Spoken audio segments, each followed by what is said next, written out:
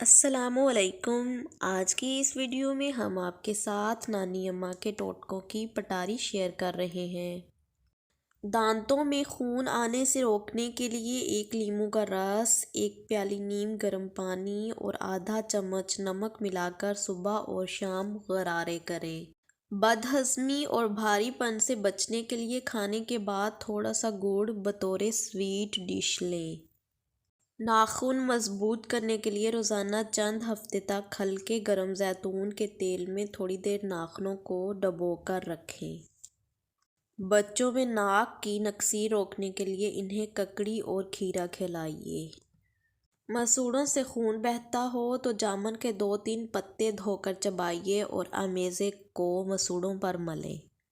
جسم کی چربی پگھلانے کے لیے نہار منہ پانی میں شہد اور چند قطرے لیموں ڈال کر روزانہ پی لیں۔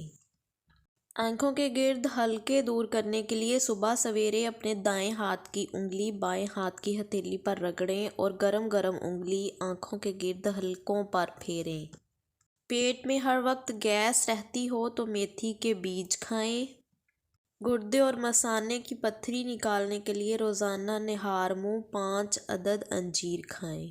سر کے زخم اور خارش دور کرنے کے لیے نیم کی نمولیاں پیس کر پانی میں ملا لیں اور گاڑھا لیپ بنا کر رات کو بالوں میں اچھی طرح لگائیں۔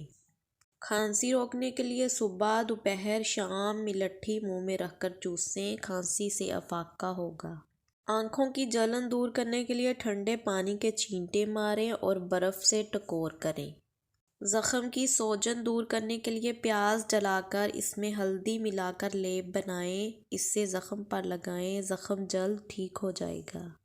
دائمی قبض دور کرنے کے لیے صبح شام زیتون کا تیل معتدل مقدار میں استعمال کریں۔ بچوں کو بخار زیادہ ہو جائے تو تازہ پانی سے فوراً نہلا دیں یا ٹھنڈے پانی کی پٹیاں کریں۔ زہریلا کیڑا کاٹ لینے کی صورت میں لہسن کا تیل اور شہد ملا کر زخم والی جگہ پر لگائیں۔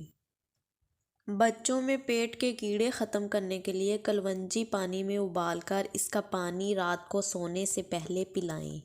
جوڑوں کا درد روکنے کے لیے نیم کے پتوں کے تیل کی مالش کریں۔ لہسن جلا کر سرکے اور شہد میں ملا کر لگانے سے پھوڑے، پھنسیاں اور نشان دور ہو جاتے ہیں۔